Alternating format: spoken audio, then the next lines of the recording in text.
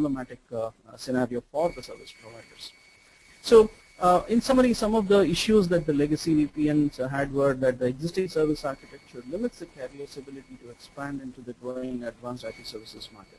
So once IP services evolved, the service providers were not able to leverage that as much as they would have liked, because they were building different kinds of networks with different technologies.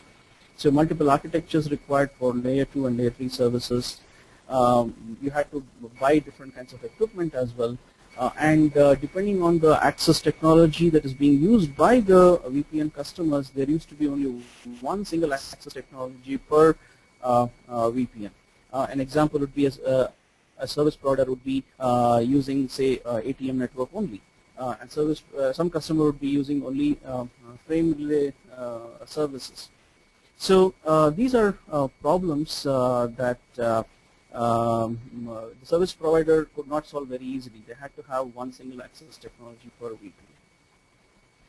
Not only that, if you know that ATM as a technology always lagged behind IP technology, mostly because it is built around segmentation reassembly, and there is a severe penalty that you pay for that.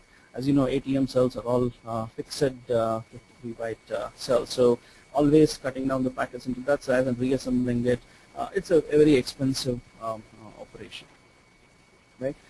And then there was also not so much resiliency that you could build to the network because of the high concentration of circuits in the core. We saw what amount of provisioning need to happen whenever a new site is added to the VPN.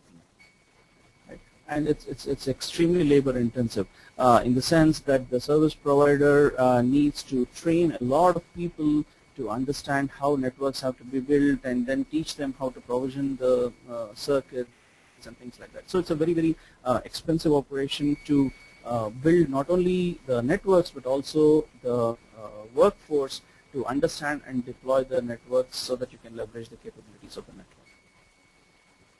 So next, so that is basically the motivation for building IPVPN.